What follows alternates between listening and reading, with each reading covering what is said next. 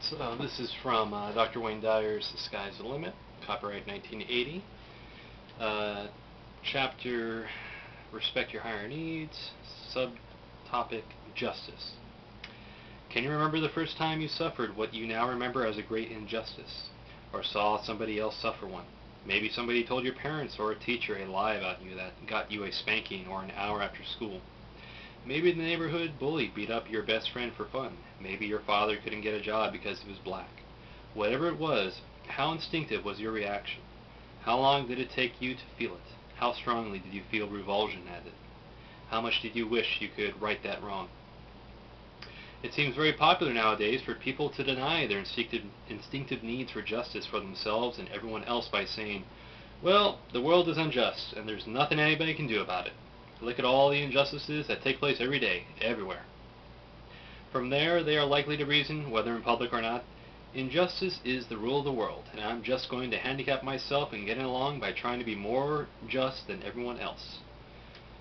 I'll get ripped off and stepped on all the time. I may not be able to keep from getting ripped off and stepped on sometimes, but I can gain equality with everybody else if I rip off or step on others too, about the same tune that others do it to me. This is the logic that the unscrupulous auto mechanic uses when he charges the loan company executive for $500 worth of repairs that were unnecessary or never done.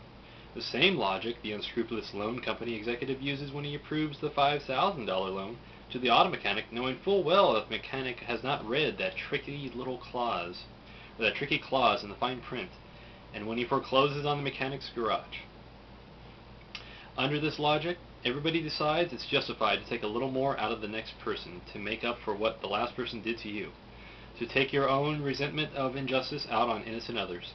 If you decide further that you can really get ahead by playing this competitive game of life by the real rules, and ripping other people off in advance for what they would surely do to you if they could, by ripping off more people than you get ripped off by, you will surely lose all touch with your basic instincts for justice, and your runaway chains of paranoid aggressive reactions may lead you to complete lawlessness and criminality, to fraud, embezzlement, robbery, or worse. It is absolutely true that the world is full of injustices, and that they are all instinctively offensive to the person who respects his own needs for justice. But the no-limit person, first, does not blame the world for having injustice in it. Second, will not accept that the world naturally has this amount of injustice in it, and that he is somehow being unnatural or handicapping himself if he doesn't want to participate in his share of dealing with it. Third, does not believe that the world has to be this way if enough people decide they want to change it.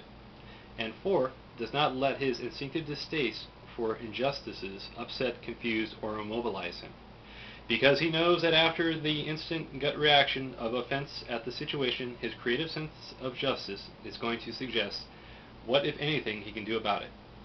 If the answer is something, anything, he cannot spare time or energy from doing it to curse the world for having injustice in it. Neither is he going to curse the world or himself if there's just nothing he can do about it. The best way to lose your native instinct for justice is to think of justice as what the courts, the police, your boss, or any other authority figures hand out. Your reaction may then be, if they call that justice, there is no real justice. But the greatest jurists, police, and bosses in the world will tell you that justice is just something they are trying to get as best they can within their own limits. The greatest or most creative jurists in the world will also tell you that when it comes down to writing a decision, there is and can be no higher authority than their own consciousness or consciences, as informed by their own experiences in trying to make justice work in the past.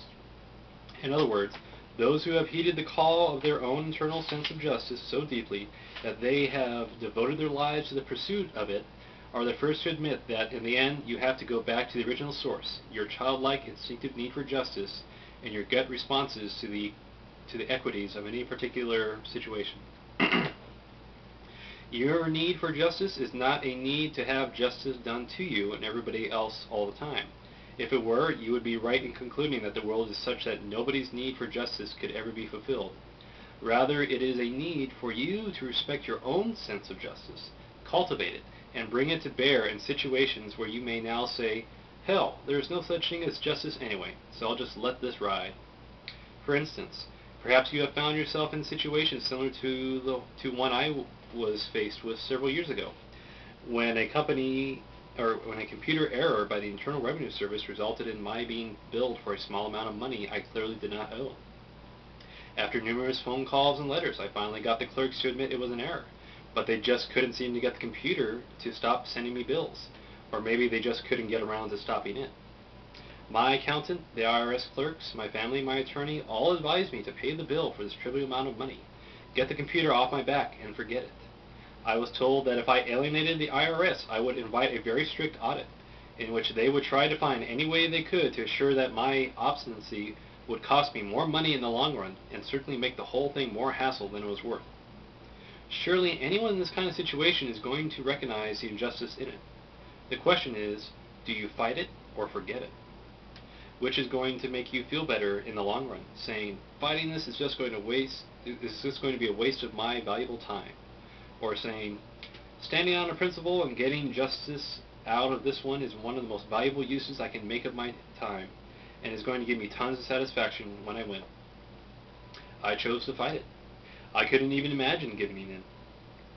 I didn't like being told to abandon my position just because it would be easier for everyone concerned. And I made it clear to my accountant and my attorney they were not being paid to advise me to give up my own need for justice. That if they thought that was their job, I would soon have a new accountant and a new attorney. After many further trials and tribulations, somebody at IRS set the computer straight and I finally got the matter corrected. I was in fact given a more careful audit and nothing terrible ensued. Since I knew I had nothing to hide, I welcomed any further look at what I was doing.